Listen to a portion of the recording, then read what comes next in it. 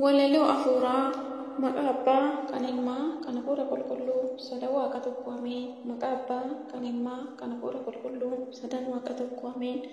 Maqaa abbaa kan ilmaa kan hafuura qulqulluu sadan waaqa tokko ameen. Mata duree walaloo kootii mana barumsaa koo mata duree jedhudha. Mana barumsaa koo kan inni ittiin boonu olmaanurraa qabdaa maaluma siif goonu.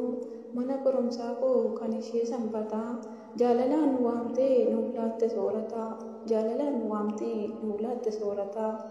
Olmaa addaas qabdaa hasaphee keenya keessaa sitti nuun barsiise wangeelaaf kadhannaa sirna qulqulleessaa. Olmaa keetitti addaa waan hundumaa caalaa kan ishee nuuf kenne Waaqayyoon jaalalaa. Kan ishee nuuf kenne Waaqayyo jaalalaa. Kan xiqqaanis guddaan ittiin kabajamu maqaa waaqa uumaa kan ittiin faarfamu qabsoorri tolootaa iddootti himamu ogummaa wangeelaa iddootti laatamu. Ogummaa wangeelaa iddootti laatamu.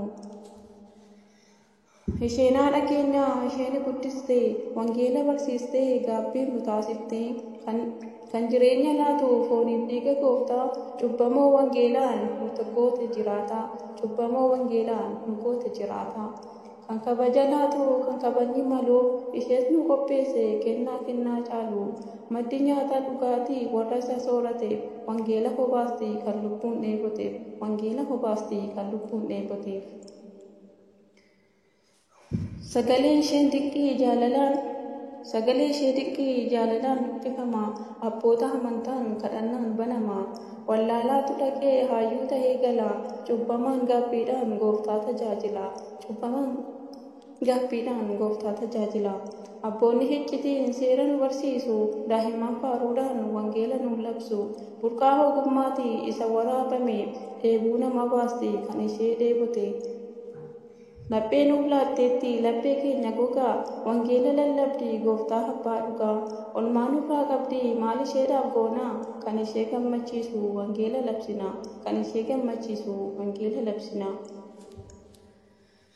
Dadhabaa taasiftee kabaja kan laattu karaa qajeelchitee beekaasa taasiftu. Gaafa dhufu gaddaan amma immoo gammachuu maaltu nutti caalaa maqaasaa faarfachuu. Barsiisaa taasifti kan wangeela labsu barreessaa taasifti kan dhugaa barreessu kan ammoo yeedaloon dibdi harrabasaa bara jireenya isaa faarfata huumaasaa. Harma warra hodhan daa'imman xiqqoonni guutamanii jiru beekumsa bu'uuraani. Kun taatota ta'uun diraamaa hojjetu.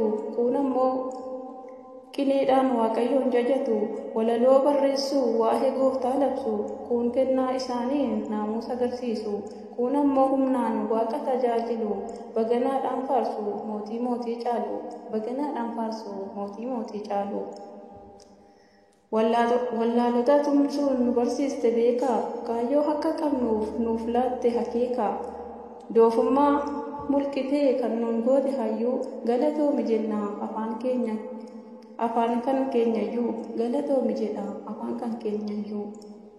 Guyyaa sanbataatiin kaanee ganamaanii cubburraa qulloofnee fooniif dhiiga isaanii. Guyyaa moo deebinee Waaqayyoon faarfanna. Olmaanni nuuf oolee kaanee ragaa baana. Korsii hafuurawaa wangeela lallabdee shakkiin akka hin kufneef amantaan nu dhaabdee. Mana barumsaa koo kan ishee dilbataa xinnoonis guddaanis har'a si jajata. Atoo burqaadhaatii haayyota hundaa fi mana isaatti sidhaa daaqoniif luboonni iddoo keessaa bahan namoonni hedduu kan barsiifte nuuf qartee isheenii.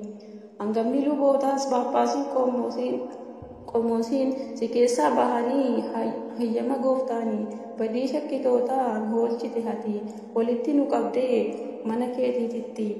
Mana sanbataa kun olmaa nurraa qabdi gammachuun jiraanna eessa jira gaddi. Kasoominni isaanii barattoonni keenya gammachuun faarfatu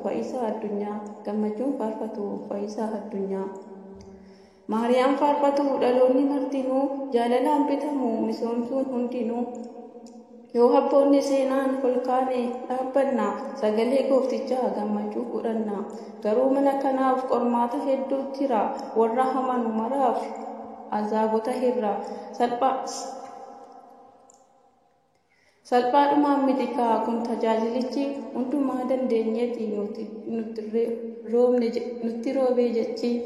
Garuu yaa obboloottan koo hundumtuu ni darbe hundumaaf kennu jenna Waaqayyoon laphee. Abaluun lubamoo jechuun arrabsuuni qabsuura qopheessuun hamaa kee lallabu.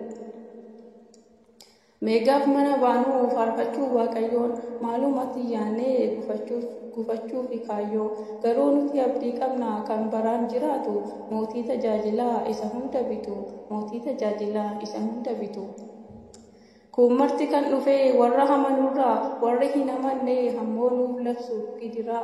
Isa yoo isaaf tahee ni fedhu nu ajjeesu kan Waaqatti amane hin fedhu balleessu. Garuu tasan bannu ni baay'anna ittuu gooftaatu jira kan du'a nu oolchu. Hedduu naanfee baatee agarsiisuuf irree ayyama isaa malee akkamiin duunaree ayyama isaa malee akkamiin duunaree.